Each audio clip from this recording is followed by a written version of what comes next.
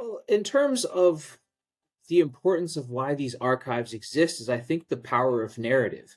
And when you think about narrative and corporations are always going to have the resources to tell their side of the story, however true or untrue that may be. And when you think about the labor movement or the history of working people, that's not as guaranteed. People, especially when you have conversations with activists, with organizers, with rank and file workers, they are often too busy to document their work, their history. So for us to exist is, I would say, just it's almost a form of resistance against capital, against the business community, against these dominant corporate narratives. When you think about how, media often obscures or minimizes the power of labor. Hello, powerful people. Welcome back to the Power at Work blog. My name is Seth Harris. I'm a senior fellow at the Burns Center for Social Change. Thank you for joining this very special blogcast to celebrate Labor History Month. We'll be talking about labor archives and the archivists who protect and curate the movement's history. We're going to talk with two archivists about their collections, the importance of maintaining the records and artifacts of labor history, and how you can use the archives resources today. And let me just say, just enjoy the archives resources. We're going to show you some artifacts later on in the blogcast. I think you're going to get a huge kick out of them. But before we get to our conversation, you should know that the Power at Work blog is a proud member of the Labor Radio Podcast Network. The Labor Radio Podcast Network brings together more than 100 labor radio and labor podcast shows. To learn more about the network or to find other terrific labor radio and podcast content, please go to www.laborradionetwork.org. And if you want to listen to or download any or all of the Power at Work blogcasts in podcast form, you can find them for streaming and download on Spotify, Apple Podcasts, and Overcast. Just search Power at Work on any commercial podcast provider. You'll find us there. And when you find us, how about if you give us a 5-star rating? That will help others like you to find our content. They will appreciate it, and so will we. So today we're talking to archivists who work with collections of important documents, photographs, recordings, and other materials from the vast history of unions, worker movements, worker power, and collective action in the United States. We're going to hear about the materials these archives collect. They've made their materials more accessible to you through digitization. We will talk a little bit about that digitization process that make it possible for you to review and search and use these materials. You'll hear about why labor archives are so important to the labor movement today and how you can put them to use in organizing and collective action. There's a famous quote that I'm sure all of you have heard from the Spanish-American philosopher George Santayana, and I think it applies really well here. This is the quote, "Those who cannot remember the past are condemned to repeat it."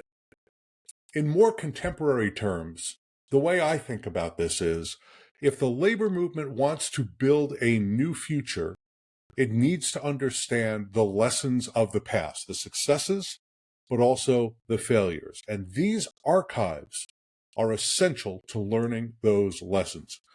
And as I said, as a special treat for you, our guests brought along with them some artifacts that to show you the kind of things that you'll find in their collections, and they tell the stories around those artifacts, and they're just terrific. I want to give credit where credit's due. This blogcast was conceived and produced by Joseph Brandt. Joseph is a Northeastern University student. He is what we call a co-op, meaning he's a student who's working full-time for the blog. And he's a really dedicated trade union supporter and wanted to work with us to help to promote worker power And he runs the blog. I mean, let's not kid ourselves. He runs the blog. Everybody else is just assisting him in the role that he does. So this was his idea. He put it together. He contacted the archivists. So he should get the credit for pulling together this terrific pair who are going to be our guests today, and you're going to get to meet. You're going to love them. But let me also say, just maybe to show how well Joseph and I work together and how close we become. This is a very personal blogcast for me as well. My mom was a librarian, a high school librarian, and then a public librarian. My dad was a history teacher. He wrote nonfiction history books for young adults. And he was, both of them were really committed trade unionists, deeply committed trade unionists and progressive activists. I also studied labor history when I was an undergraduate. And for one of my labor history courses, I was asked to write a history of my family as it related to work and labor and the labor movement. It happened to be the case that my family, my grandparents particularly, were very deeply involved in the labor movement as well. And in the process of writing that paper, I benefited immensely from the archive of a Jewish socialist organization that had been based in New York City. It doesn't exist anymore. And that archive was in the Catherwood Library, which is the library at the School of Industrial and Labor Relations at Cornell University, where I was studying. So this discussion that we're going to have today is a discussion my parents would have deeply appreciated. It fits very well with their legacies and their occupational choices and their passions. And it means a great deal to me and my history studying, my experience studying labor history. We're going to be joined by Chris Root, Michigan State University project manager of the African Activist Archive. That's harder to say than I thought it was going to be. African Activist Archive. And Alan Weirdak also will be joining us. He's a reference archivist and the social media manager for labor collections at the University of Maryland. The University of Maryland has, as you're going to hear, has the archive of the AFL-CIO. And a number of other unions. So I think you're going to find that interesting. I want to give a quick shout out to my former Cornell colleague, Aleki Gerasi. She's the director of the Walter P. Reuther Library at Wayne State University. We had planned to have Aleki join us for this blogcast, but she suffered a family issue and wasn't able to join us for the recording, which was done yesterday. And we send her our love and best wishes.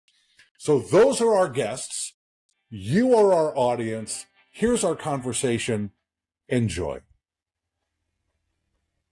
So I want to thank both of you so much for being with us today and for celebrating Labor History Month with us. I know that must be a huge month for labor archivists. I'm sure there's bacchanalias and all kinds of gift giving, and maybe not.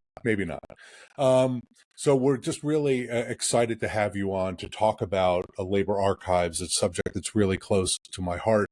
But I suspect that a lot of members of our audience either don't know about or haven't really ever tried to access an archives, right? It's just not necessarily a part of their lives or something that they think about. So I think this blogcast is a really great opportunity to give folks a chance to learn what would be available to them if they were to access your archives and other labor archives around the country. And we also, let me just say, we want to inspire people a little bit. I know you're going to show us some artifacts and tell us some stories during the course of this recording, and I'm really, really excited about it. So I wanted to thank you again for being here. So before we get to all of that, I want to give you a chance to advertise a little bit, right? Because this is probably the first time in history that anybody has advertised an archive, but we're going to do that. And I want to help to promote the work that you're doing. So Chris, let me start with you. What is the main focus and the main body of material that you have in the African Activist Archive? It is a digital archive. It's all online. It's all free. And it is an archive of solidarity organizing in the United States with liberation struggles in Southern Africa from basically 1950 to 1995. So it's a movement archive created by people who were part of that movement. Tell me what you mean by movement archive. What do you mean by that? If you think about, the many movements we've known in our country, the civil rights movement, anti-war movements, the movement about Palestine today, it's people organizing locally and nationally for some political purpose. And there was a tremendous amount of organizing, particularly in the 1980s, in support of people in South Africa struggling against apartheid. A lot of people are aware of that, but it was actually over a more extended period of time. There were multiple white minority regimes in Southern Africa. The Portuguese had colonies. There was Namibia, there was Rhodesia, as well as South Africa.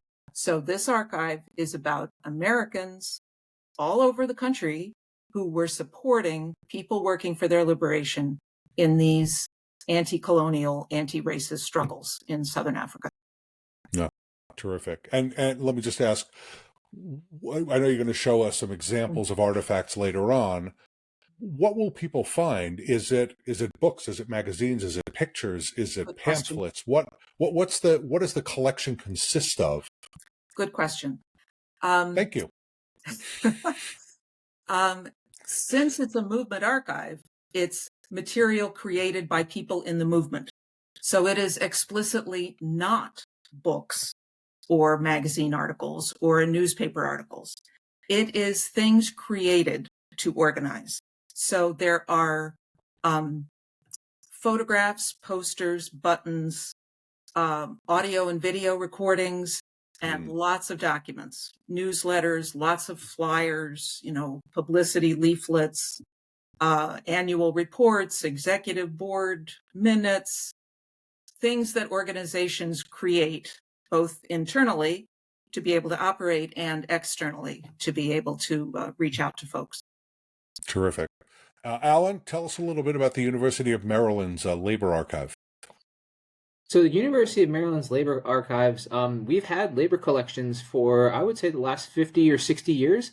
And this starts with the shipyard workers collections, the bakery workers collections, tobacco workers, cigar makers. So these are some of our legacy labor collections. Our largest of which, though, is we are the repository for the AFL-CIO. And these collections were actually transferred to us in 2014 after the closing of the National Labor College.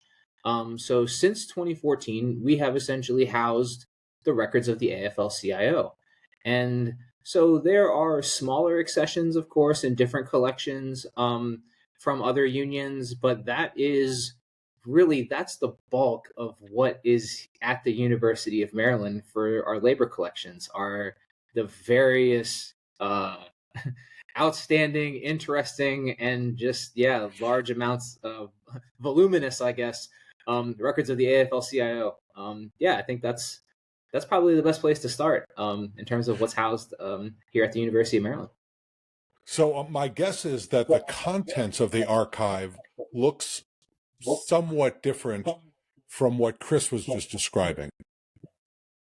Absolutely. So, we are a predominantly, I guess, analog collection, if you would say so. So we have some digital collections, and digitization is an ongoing, yet uphill priority battle for us. But a lot of what we have is more like physical papers, photographs, pamphlets, publications, correspondence that really, especially when thinking about the AFL-CIO collections, really reflects the bureaucracy of the AFL-CIO. So starting with the Office of the President records, moving into the Secretary Treasurer's office, the Legislative Department, Civil Rights Department. It's less digital, hopefully more in the future. But it's a lot of papers and record storage boxes and manuscripts and telegrams, and there's just so much. That's what I was going. That was my reaction. Is as you were describing, because I've had a tremendous amount of interaction with the AFL-CIO over many years in working with and in the labor movement. That has got to be a monumental volume of stuff. Is the only word I can think of. Just a gigantic volume of boxes of stuff. I don't want to. I don't want to you sort of devalue or minimize it, but oh my goodness. That's one of the best descriptions, is that it is boxes of stuff, but it's not just boxes of stuff. Of course, it's, drawers of posters and buttons and everything from Samuel Gomper's baby shoe. We have, No I think, kidding. his old, No, wait a we minute. have his Hold old it. Hold it. desk. Hold it. You have Samuel Gomper's baby shoe? We do have Samuel That's Gomper's baby shoe. It is actually just two wow. floors That above from is where I'm speaking to you right now. that's pretty pretty. I'm not sure why you have it, but that's pretty amazing. You did mention that you have the cigar makers. Right, Gompers was out of the Cigar Makers Union. You mentioned that you have their archive as well. That is a perfect illustration of how your collection differs from Chris's collection, and I'm guessing an unbelievable treasure trove of photographs as well from many, many, many years of AFL-CIO meetings and conventions and legislative conferences and others. Yeah, absolutely. And I think especially thinking about the AFL, so we have the AFL-CIO photograph collection, and in that collection, there's multiple series. And so we have just photographic prints, but then we also have a series of portrait files. So when you think about labor leaders, whether A. Philip Randolph or even Dr. Martin Luther King, we have an enormous folder of portraits, family portraits, Dr. King walking the picket line in the Scripto strike, so many different examples, and not just of him. We have a series from Walter Reuther, so members of the Reuther family, and photographs of them. But one of my favorites in the photograph collection is we have, I think, 3 boxes are what are called strikes and pickets, and it's just folder after folder. Some are individual unions, some are what are referred to as joint union activities, and it's just a photographic walk through the picket line through history over time, and it's amazing. Wow, And so that is that amazing. to me has been one of my favorite collections, especially within the photographic records. So That's great. Okay, so I want to share a worry that I have with both of you, and I'm sure it's something that you spend a lot of time thinking about.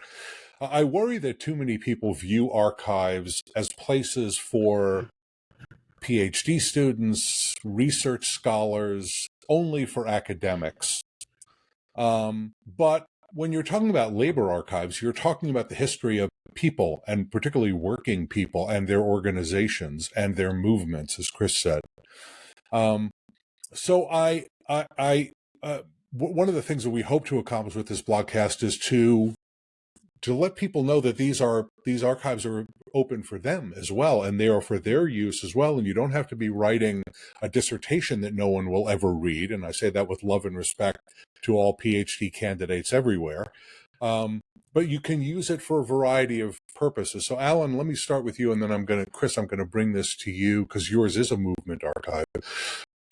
Tell me a little bit about why you think it's important that these archives exist, and what would you say makes them relevant to today's labor and activist struggles? well, in terms of the importance of why these archives exist, is I think the power of narrative. And when you think about narrative, and corporations are always going to have the resources to tell their side of the story, however true or untrue that may be. And when you think about the labor movement or the history of working people, that's not as guaranteed. People, especially when you have conversations with activists, with organizers, with rank and file workers, they are often too busy to document their work, their history. So for us to exist is, I would say, just it's almost a form of resistance against capital, against the business community, against these dominant corporate narratives. When you think about how media often obscures or minimizes the power of labor. And so I think that's really why it's important for us to exist. And in terms of, I guess, the current movement, for me especially, studying history, getting a master's degree that looks at global interaction and exchange, I think one of the most important things there is we have to learn from the labor movement. We have to learn from the past, not just successes, but also failures. And to me, that's one of the most important components of having correspondence from labor leaders, but also from rank and file members, is to see not just where we've succeeded, but also where we failed, because in that history is a roadmap and a guide for the way forward. So I think that that's really it. History informs the present so much, and that's what labor archives does for the labor movement, for the working class. Yeah. Chris, I want to ask you the same question, but your archive is different to some extent. To some extent, it chronicles a period when we had a series of struggles. I'm hesitant to say they were won, but they are now different, right? So Rhodesia no longer exists. Right. Apartheid in South Africa, at least as a legal matter, no longer exists. Some of the countries that the protests, that the movements that you're talking about focused on, are in a very, very different place in 2024 than they were in 1984. So what relevance does your archive have to modern day struggles? You mentioned Israel, Palestine. Right. We could mention Russia, Ukraine. We could mention colonialism or the after effects of colonialism in Myanmar, or other parts of the world. What, in sort of your biggest hope, what is your hope that the archive can offer to people engaged in those struggles now? I think about it two ways. One is, as you point out, we have a collection of material about a particular moment in history. It's a 50-year moment, but it has historical importance. And I think this kind of archive is clearly important because it contains materials written or produced by the people who were engaged in it. So if you're asking about history, do you go to the New York Times? Do you go to the New York Guardian? I'm picking two things of very different politics, but they're both secondary sources. There's something special and unique about going to materials created by the people who were engaged. So that primary material is important when you're looking at a historical period. Right. It also is incredibly relevant to other movements going on today. If you think about, you mentioned that I had brought up the Palestine movement. If you think about what words come to mind about the organizing on Palestine, one of the words that come to mind is divestment, universities, encampment. Well, if you go to the African Activist Archive website and put in the term divestment, universities, and shanties, you will see precursors of a number of the organizing efforts that we're seeing now. And it's not just happenstance that the same words are being used. People have learned, people engaged in work on Palestine now, people who engaged in fossil fuel divestment efforts on campuses 10 years ago, they actually did learn from the anti-apartheid versions of those strategies. So there's no question that the kind of organizing that happened in, that old period of the 20th century, is definitely still relevant today. People still learn from it. People refer to it. People get strength and ideas from it. I want to mention where we are physically, even though it's a project that's online, it does have an actual location and a connection to physical archives, and I should let people know about that. We are a project at the African Activist Archive of the Michigan State University's African Study Center. And the website is hosted and was designed by a digital humanities center at Michigan State called Matrix. And we have a relationship with the library special collections. They have some of the collections from which we have digitized, but not all of them. And one of the resources on our website is a list of physical archives about activism during this period. So it includes things at Michigan State and things elsewhere at other university and archive collections. So your collection is not all housed at Michigan's. Obviously, the digital collection is all housed on your website, but the physical collection is not just housed in Michigan State. It can be found in other places That's as right. well. And that is a very weird thing for archive. When you think about an archive, you think about all those boxes, like Alan talked about. What are you going to do with the boxes? And some of the things in the boxes you digitize and make a digital collection. We didn't start that way.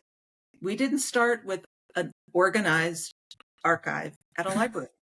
We started with a Rolodex. If anybody remembers what a Rolodex is, this physical wheel of little cards with names and contact information of people who had been in touch with the American Committee on Africa in New York over 50 years, or maybe a little bit fewer, but close to that.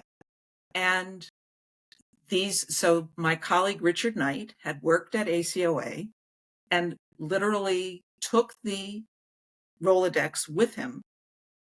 And our goal was to contact people who'd been in the movement, mostly people in local organizations, because we figured local materials are going to get lost if nobody says they are important to us, that the chance of those things getting thrown out was high. So our first goal was actually to contact people and say, please save things. Please don't throw them out. And we were amateurs at what to do with things at that point. We learned by doing. But the materials online, which to us it's a lot, but it's 14,000 items we have. Now that is a drop in the bucket compared to the AFL-CIO collection.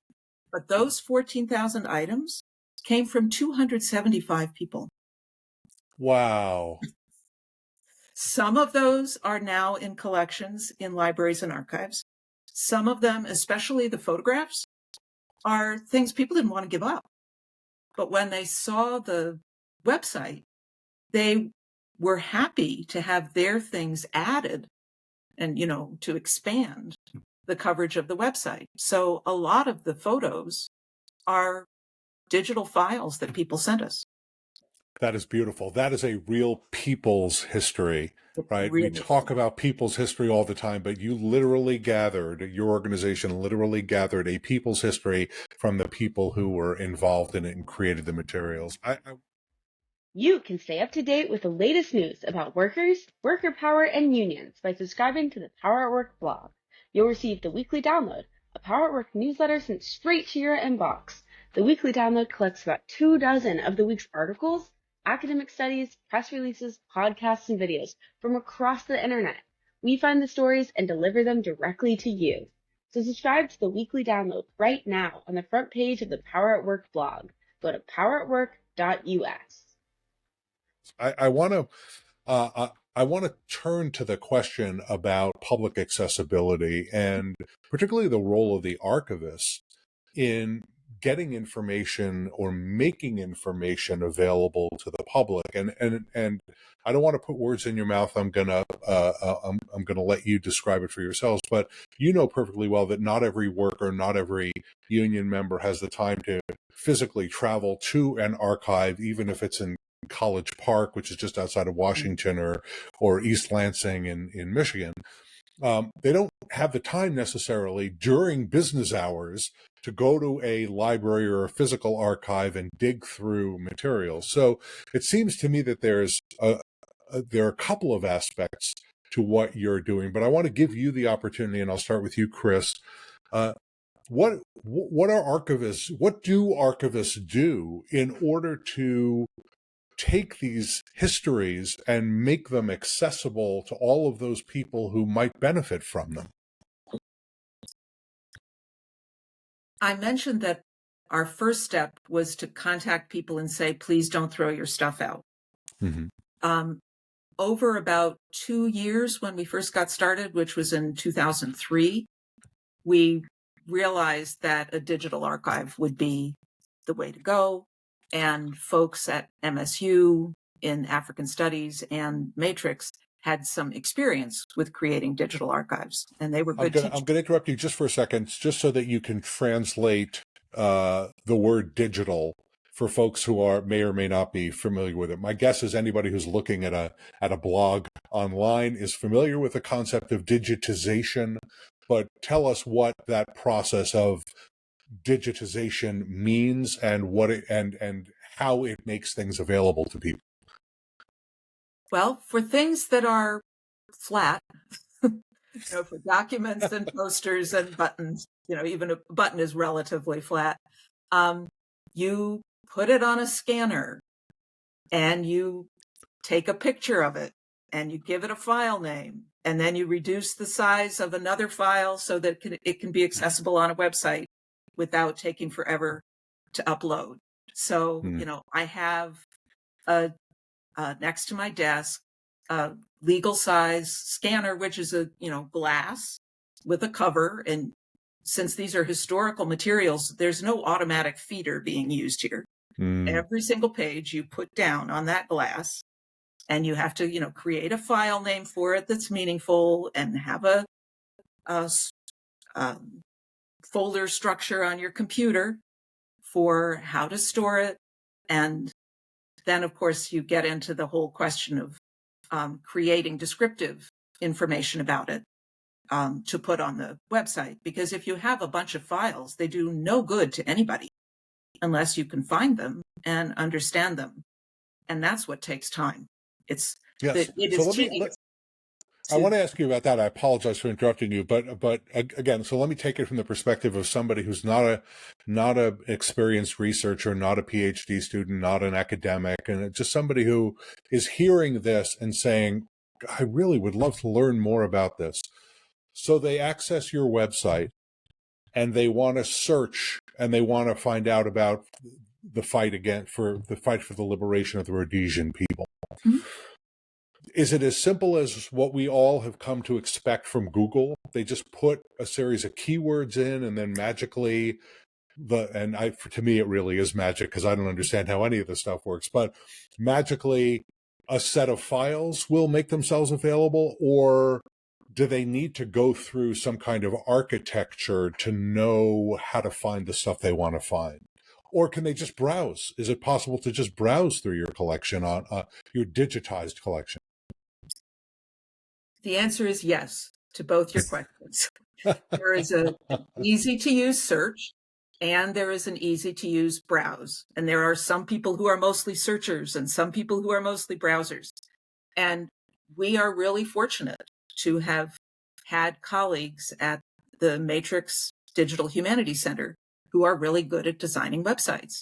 And we're on our second design now. We have a refreshed website from 2022. And you can, use certain search terms. Then you can filter if you get more search results than you intend or were hoping for. You can search by what state they were created in, what African country they relate to, what type of item it is in terms of media type. So it, people can play around with things if they don't know all that much what they're looking for. They can find interesting things. You can decide to look at all the buttons if you want to browse the buttons. Or you can say, I'm interested in the Illinois Labor Network Against Apartheid. So you browse U.S. organizations and get out everything from the Illinois network. So there are multiple ways to get in. And also, sometimes people are doing literally a search in Google and find a particular item on our website. everybody doesn't come in through the homepage or the browse page. Right. A lot of people, come in via a specific item. And then what you get to is a record of an item. You get an image or a PDF you can click on, but the record page tells you who created it, what's the date, what's the title, what collection is it from, who gave permission, the basic digital archiving data that people need. And creating that data about political ephemera, which is what a movement archive is about, is sometimes really difficult. When was the last time a flyer had a year on it? Yeah. It may say May 10th, come watch the film at Hamilton Hall. Well, if you don't, where's Hamilton Hall?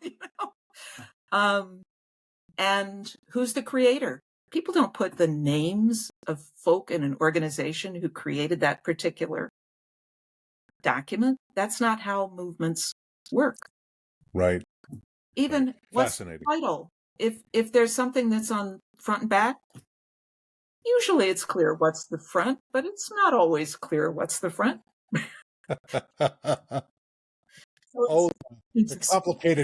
The complicated role of the archivist. It's very hard. Okay, so Alan, I want to turn to you because I'm still a little bit overwhelmed by the volume of what you must be dealing with. And it seems to me one necessary step in the process of making things available to the public is organizing what you have.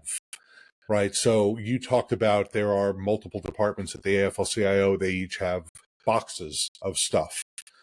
But there's just the organization, where it came from, what year it was from, that kind of things, the kind of things that Chris was just talking about. But also sort of helping people to make connections, right? So, for example, if the AFL-CIO passed a resolution in 1971 having to do with the Vietnam War, and then they passed a resolution in 1980 or 81 about the Russian war in Afghanistan. And if people want to put those two things together because they think they have some historical connection, it seems like there's a lot of work behind the scenes necessary to make that happen, in addition to making it publicly available. And you've said not everything is available through a digitization process. Not everything is available on the website. Tell us a little bit about how you think about getting stuff out to the public and making it usable to the public. Well, I think, similar to Chris, we do a lot of scanning, I can spend years at a scanner and not even get anywhere near to the amount of scanning that we need to get done to get all of our collections more accessible.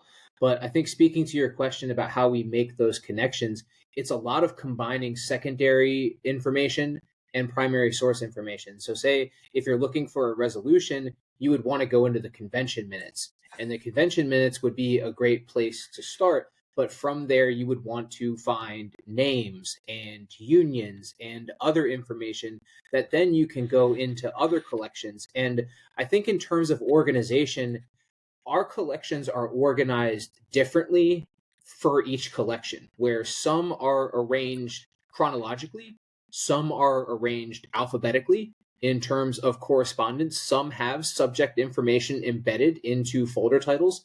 Some don't. Some are purely chronological. So I think that there are certain cases that require a bit of secondary reading in terms of really finding which collections at which point speak to certain topics. I can give you an example from earlier today. We have an international PhD student looking at McCarthyism in the labor movement, basically between 47 and 54. And so they started on our special collections website, they started with a search for McCarthyism that only gave them one folder in one box. And so it's about how these collections are arranged. So we have what we refer to, it's internal, it's a folder level inventory spreadsheet that was created by an archivist before my time. And from there, we have subject headings. So I can do a control F search in there for McCarthy, and I can pull up folders on Senator Joseph McCarthy in the legislative department records. Those would not be found from a search on McCarthyism unless you take the ism out and then you find everything related to McCarthy. But that's not just Joe McCarthy, that's Eugene McCarthy as well. So it's really about figuring out how each collection is organized, which is something I've had to do And over the just last for 7 years. our viewers who are not history majors, both Eugene McCarthy and Joseph McCarthy were United States senators, actually in somewhat different eras, and very, very, very different men. Look them up. I think that you'll find that I'm right. They could not possibly be more different men, although actually from the same part of the country, interestingly enough. I'm sorry, Alan, please go ahead. It's fascinating though, and so I think when it comes to accessibility, and another thing that happens with us, especially when it comes to serving the labor movement, is that we are only open Monday through Friday, 10 a.m. to 4 p.m.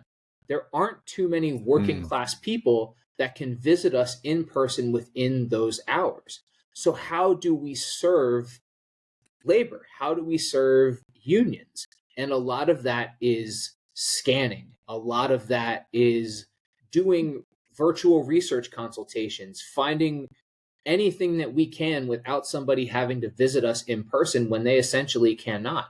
And that's I'd say one of the more interesting and difficult, tedious activities at the University of Maryland is figuring out how to serve not just the academic community at the University of Maryland, but also other academic institutions and other visiting scholars, but also, the labor movement and the AFL-CIO, the other unions of collections that we have. And it is a lot. Yeah, it's quite And a lot. my guess is that there's not unlimited financial resources to make all of these services available to working people. If they're only Library. Right. Libraries are generally under-resourced as it is, and my guess is that archives are also generally under-resourced as well. But I think your point about, and we're I am really an I'm internet a culture master's. now, and I'm sorry. Go ahead, Alan. So I was going to say, so speaking to resources here at the University of Maryland, we have a labor archivist, and then the rest of our assistance comes from student assistance, student help. So I am a master's student pursuing 2 master's degrees at the same time. I'm a 20-hour TA. I have 200 students, and then I'm here 10 hours a week. And we have another student assistant who is also here 10 hours a week. And for a collection as large as it is, we're essentially an operation of 3, but it's really more like 1.5 because the other 2 of us are only here 10 hours a week. And so, It's history on the cheap, unfortunately. But I wanted to pick up on your very important point, that we're an internet culture, and the large majority of research of any kind that occurs in our society now is done from people's homes, from people's offices, from people's cars, rather than in a library or in an archive or even in a building. Or at least a research-related building. And a lot of research is not done by professional researchers or students. It's done by people who are on the outside, who are looking for something of relevance either to their lives or to their work. And so the ability to make these archives available to working people outside of working hours in a way that's accessible to them seems to me to be really critical. But I'm having this image of the 2 of you standing over, scanners, individually, page after page after page. I mean, it sounds like a Sisyphean task, just a huge, huge, huge task. And then I imagine somebody showing up with a new box. It's like, okay, it's Tuesday, new box.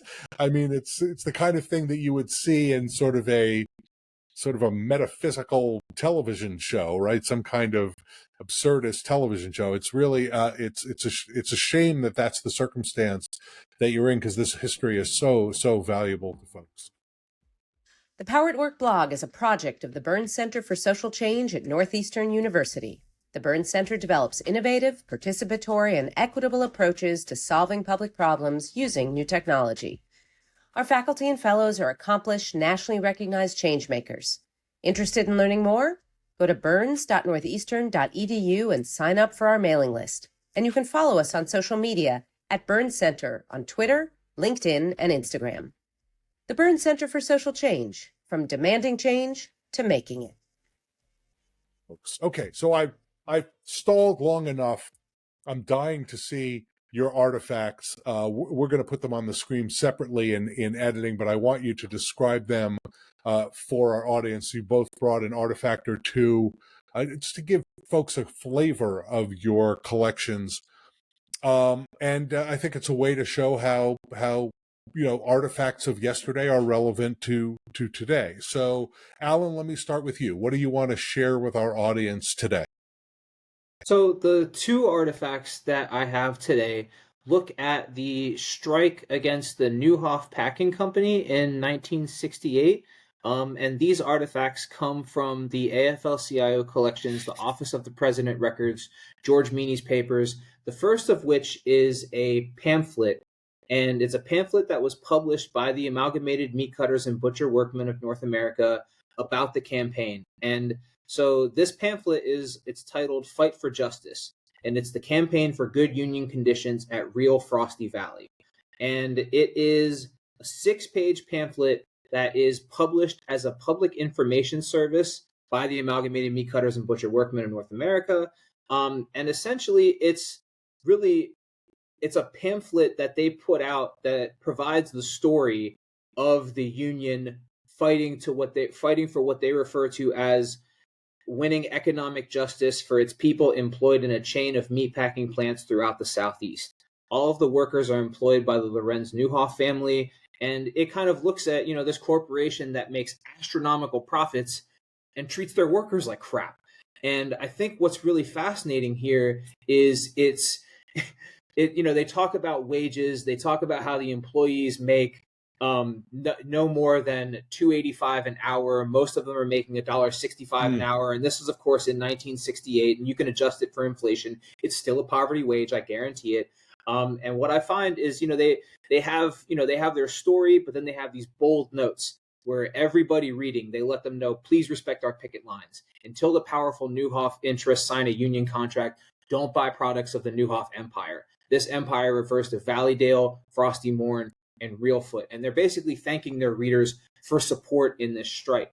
And so I think in the second artifact that I have is a telegram. Wait, before you go on to the second artifact, Alan, before you go on to this, Sure.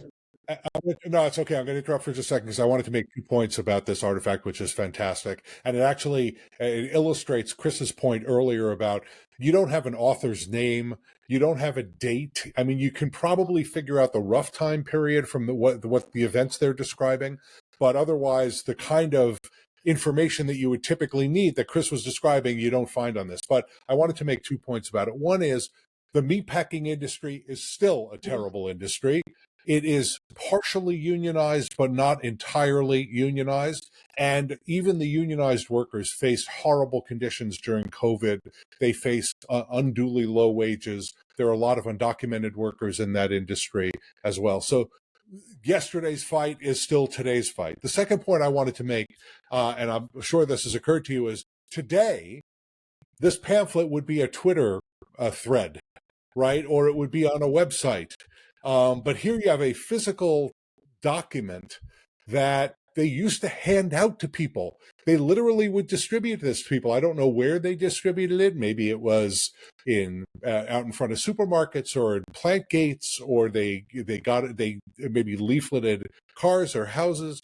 A very different system, a system that I can remember from when I was not even just a kid, also a teenager and in my early 20s, before the days of the internet, that this kind of thing really, really, really mattered. And unlike so much of what's on the internet today, people wouldn't just toss this away, right? If you were handed something like this, you would actually read it because it felt like it really meant something. Okay, I was dying to comment on I love these artifacts, and I was dying to comment on that. Your second artifact, Alan, is something that I think our viewers have never heard of, and that is Maybe it is not. a telefax. Why don't you explain that? What's a telefax?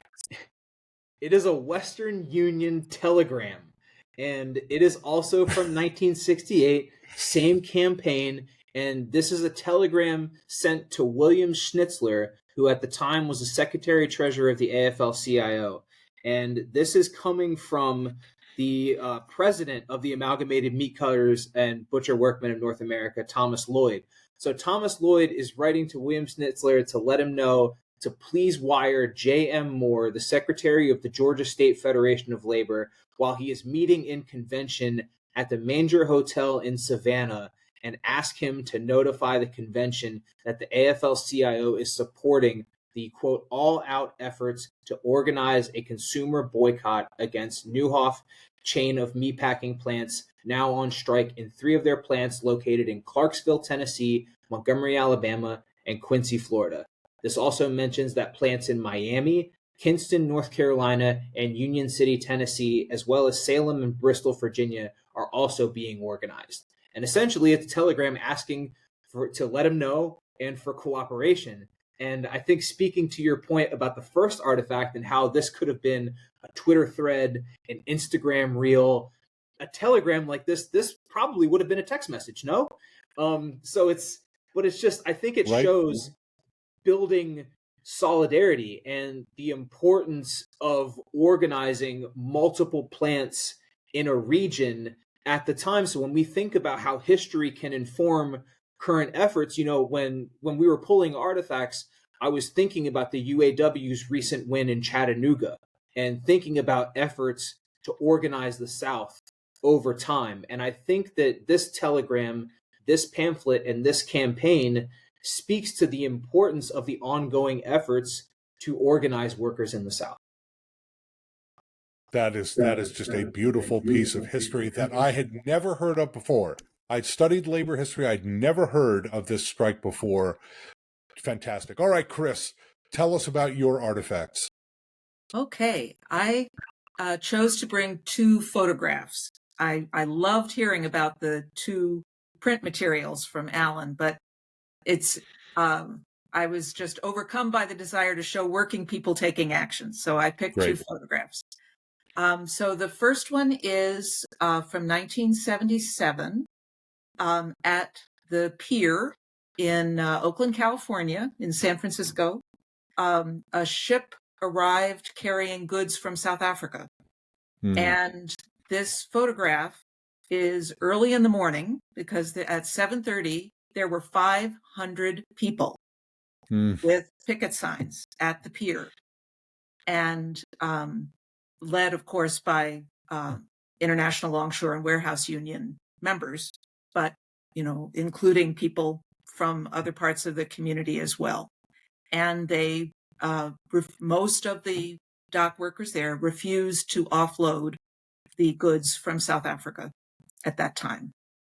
And that kind of an action is so concrete, and it involves, the sacrifice. You're not going to get paid for not unloading a ship. It's the kind of thing that people notice. It's visible, it's exciting, it's dramatic, it's meaningful. And people in South Africa would even hear about it, or, Oh, I'll bet they did. I'll bet they did. We can't land our goods in America. That's a pretty powerful message. And I just want to add one point before you go on. This is part of a much larger history of the ILWU using these kinds of actions essentially for political purposes. They did a similar thing when Russia invaded Afghanistan. They refused to offload Russian ships on the West Coast, the ILWU being the Longshore Union on the West Coast. And also I want to give a little shout out. There is an archive, a Harry Bridges archive. Mm-hmm. Harry Bridges, the very famous longtime president of the ILWU, I think in the 40s, 50s, and 60s. I maybe have those years wrong. And they have a lot of ILWU material as well, but you can find it as well in Chris's archive. Really a terrific piece of history and showing the involvement of the labor movement in the causes that you were talking about, in the movement you were talking about. Exactly. And it also shows how we got materials. I mean, one of the people who was there took the photograph and 45 years later sent us a digital copy of it. And otherwise we wouldn't have it. I mean, it's just wonderful. And, you might complain about all the things that have to be scanned and what work it takes to show physical objects. but those physical objects exist that we have the opportunity to save. Yeah. That telegram that Alan showed, and Seth, you said, oh, probably today it would be a text. What is the chance that that text would be saved in a way that anybody could ever find it? Yeah, very important point, an extremely important point. And also, I want to make the point that now that you have this picture digitized in your archive, it's preserved for all eternity. Well, You hope. Yeah, well, physical things, paper, anything on paper, any kind of photograph or pamphlet, they're at risk of disintegration over time, depending upon the quality of the product. This digitization process means it's going to be available at least for a very, very long time. That's great. Okay, so show us your next. The second photograph is from later. It's from 1990, and it is a group of labor activists in Chicago who got a letter from Don Stillman, who was the International Affairs Director at the UAW for many, many years. And he told these folks who had organized themselves as the Illinois Labor Network Against Apartheid, and we have 400 items from this Illinois network, which had similar networks in Seattle and Philadelphia and New York and the Bay Area. Stillman wrote to them and said, there is a headquarters of a company called Marymount Corporation near Chicago. They own a subsidiary in South Africa called Gabriel Shock Absorbers. Gabriel Shock Absorbers has just fired 244 people, Black workers in South Africa. And they're certainly not willing to negotiate with them. They have fired them. These South African workers need solidarity from workers in Illinois. And the fact that they were already organized and Don Stillman had been involved with South Africa for years meant they found each other. These folk went and talked to the vice president of Marymount Corporation and delivered a letter signed by, leaders of several unions, saying you need to rehire these people and negotiate with them. And this is completely unacceptable. And the more people hear about this over time, the more it could be a problem for your corporation. And then this photograph is after that meeting. They had a banner that they unfurled, under the sign of the company at their building. And it is such a concrete expression of international labor solidarity. That's why I chose it. Absolutely. Beautiful stories of international labor solidarity, domestic labor solidarity, the story from Alan, and the kind of thing that folks can find if they go to your two archives. We will put links to both archives on the Blogcast and podcast page where we distribute this terrific recording with Chris Root and Alan Weirdak. Thank you both so much for being with us for Labor History Month. Thank you for the work that you're doing. We really appreciate the opportunity to talk to you. It's a lot of fun.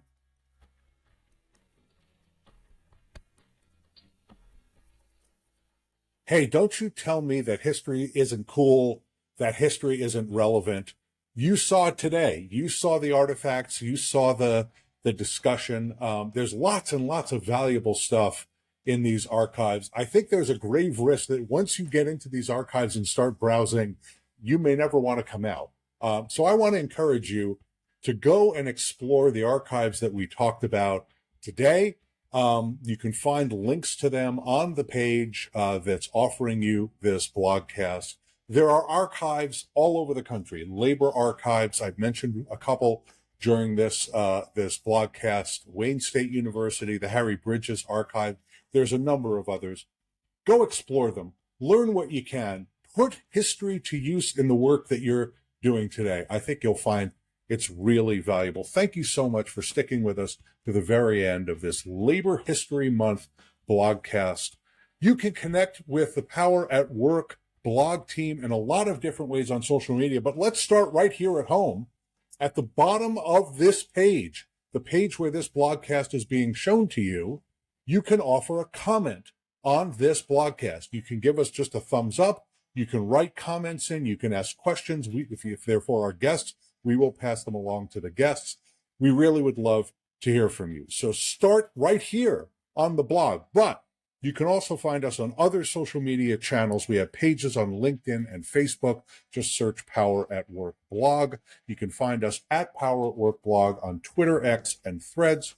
You can find us at Power at Work on Instagram and TikTok. And you can find all of the Power at Work blogcasts right here on the Power at Work blog, but also on YouTube on the Burns Center for Social Change channel. So you can find us in a lot of places. You can communicate with us in a lot of places. Start right here on the blog. We would love to connect with you and hear from you. So thanks again for joining us. We will see you again on the blog very soon. Thanks.